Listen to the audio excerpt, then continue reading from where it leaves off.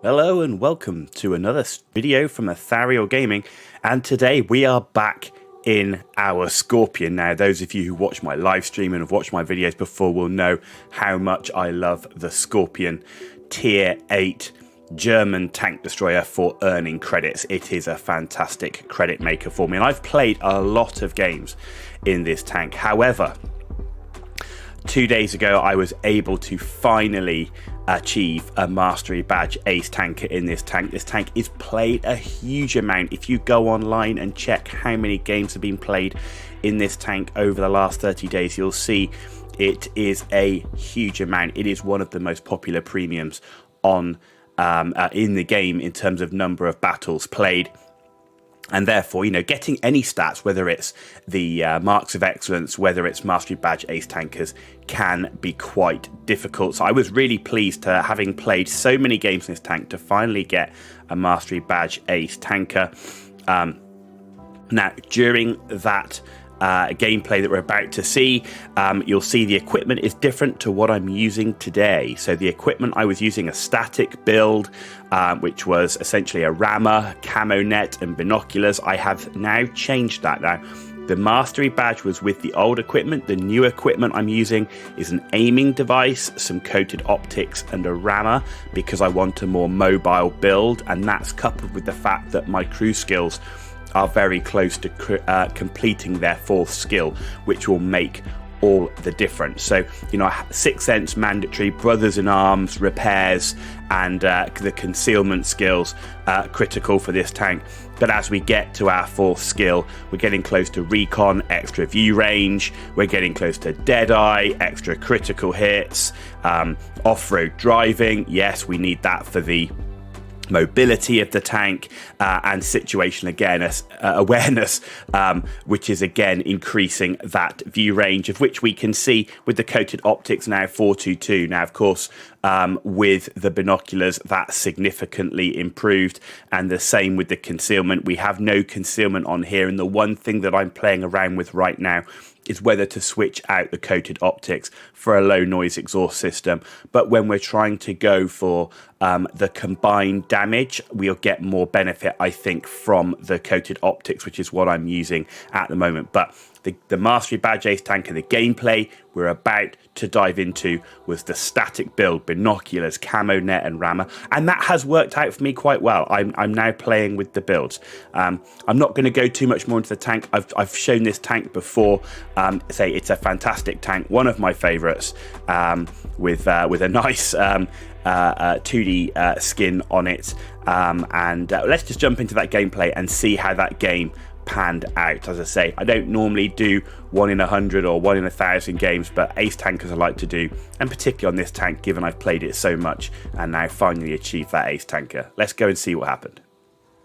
Right, here we are on Airfield. We have a full tier 8 matchup, and while it's nice to sometimes be top tier with lots of low tiers, often the amount of damage you can actually get is easier when you're either same or up tiered, because there are more hit points to farm on the battlefield. So not always the best to have those up tiered games. So we are in an all tier 8 match. There are some scouts on this match. We have only one tank destroyer on the enemy team, 2 on our team, which is actually quite interesting, because I think overall it makes the game a bit more fluid. When you get a lot of tank destroyers on a team, I think the game does slow down and get more static. But I've come over to the northern side of the map, and the reason for that is there's quite a lot of heavies, and I think there'll be quite a few people playing in this area. Now, the Progetto has got to his location quickly, and we have no shot on him. I think the AMBT is coming up, and there he is, and we get the shot on the AMBT, but wow, that is a low roll for the damage on this tank. So we only do 405. We do get the critical on him, but a low roll to start the game. And so far, a pretty average start, and pretty common on Airfield. You get to your location, you get a shot through the gap there, sometimes you hit, but oh, what's this? A defender comes around the corner and we low roll again. 438 damage. The average should be 440, but we have now managed to get 2 shots into the enemy and put some hurt on that defender. Just using normal rounds at the moment. The defender, quite tough armor, and that's something that we do have to be fully aware of. And there you go, we put another round into that defender, and the defender's armor proving tough. But what's this? An IS-6 on the wrong side of the hill. He's obviously come over, and that should be a great opportunity for us, and it is. And look at that, we're down to 370, low rolling again, but that is fine. We're going to see if we can put some more pressure on that IS-6. But he's gone behind a rock, and we now cannot see him. How long will he sit there? Will he move? He is moving, and he's still not in the best location. There we go. And we hit his track, and we don't do any damage. From behind, that should be like the perfect shot, and we don't get it. But he's still there. He's still there. We get another shot, and there we go. We hit him, finally, over 500 damage, and we do get the second shot on the IS-6 to make it count. And we got a bit lucky there. The defender there, he turns. If we'd have been on him, we'd have got a shot as he turned. Always have to be careful, you're turning on corners like that, to maybe turn the other way first, or at least reverse back. Luckily for the defender, I wasn't aimed in and couldn't get the shot. I'm looking now at Tornwagen's push round, Defender, AMBT, they've all pushed around, but there's the AMBT, and we managed to finish the AMBT off as he comes through there, and I am spotted. This is just such a great location for tank destroyers. You've got that hard cover. This isn't just using a bush. I've got bushes next to hard cover, which means I'm generally concealed until I make the shot. And I could even be more concealed if I pulled back to hide behind the bushes while making the shot. But I don't need to in this case because I've got the hard cover. So I don't need to obscure my view when making the shot. I can get spotted and instantly move behind hard cover. Can we get a shot on the Tornwagen? Not right now. He's just in the wrong location. The Victoria's gone. Our IS-3 is also gone. And the battle is very much very close in terms of numbers of guns on the battlefield, but as you can see there, we are up 2,200 hit points, and this battle is looking very positive indeed.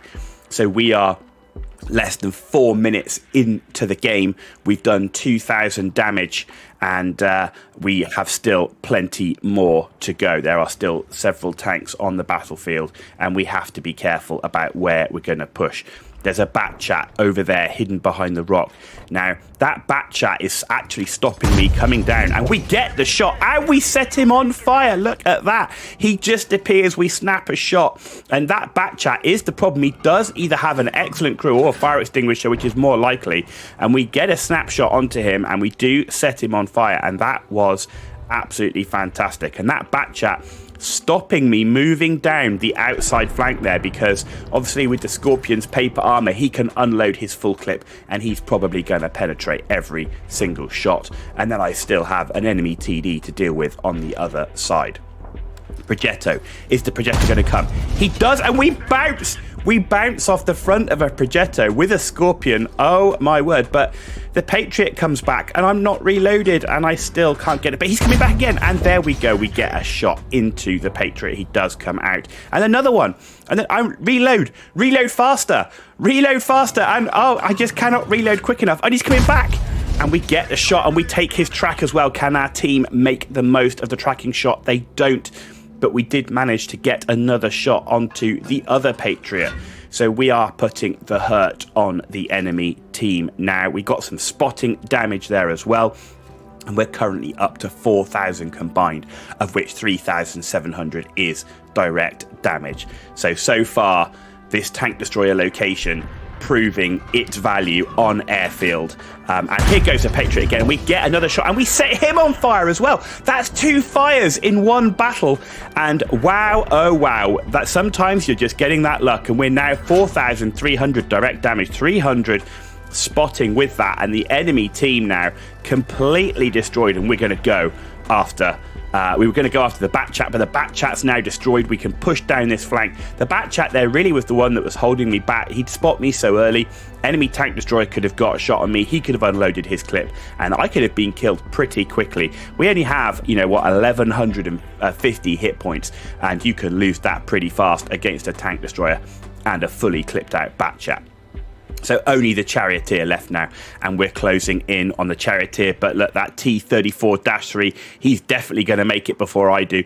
The Skorpion, not bad mobility, not bad speed. Look, we're getting, what, nearly 60 kilometers an hour as we fly down the actual runway of the airfield. And we see if we can get a shot on the move. The Skorpion, not known for shooting on the move, and I certainly don't have the crew skills to support it. And unfortunately, we don't get the shot, and we do take the hit from the Charioteer there. 427. The T-43 gets a shot on him, but I get the final shot in the game to go with it. I managed to make it, and the Skorpion's speed there showing its value. We finished there with 4,775 direct damage, 332 spotting for a total combined of 5,100 damage.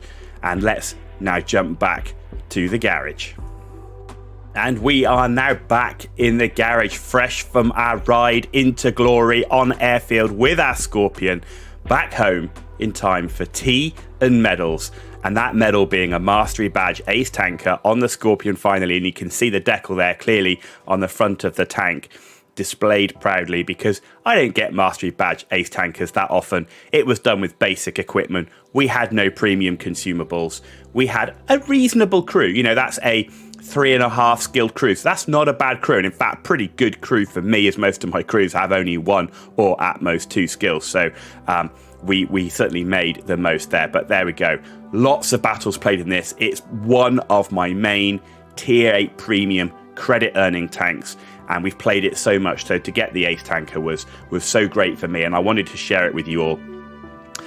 Typical gameplay for me with the Skorpion. It's quite a static TD when you have it with the binoculars and camo net, which is why I'm trying to change it up, get a bit more mobile, not just play the camping TD in a bush. I do not mind that gameplay when I'm just farming credits and trying to farm damage. It's quite a relaxing gameplay when you're playing it over and over again, but I want to get a bit more involved in the battles, and that's why I've gone for a more mobile build. But there we go, Mastery Badge Ace Tanker with the Skorpion, with a static build, with no premium consumables, and in fact we also used no gold rounds either on that battle. So very, very pleased with that result. I hope you enjoyed the video. I certainly enjoyed playing that game. If you liked it, give it a thumbs up. If you didn't like it, give it a thumbs down and let me know why.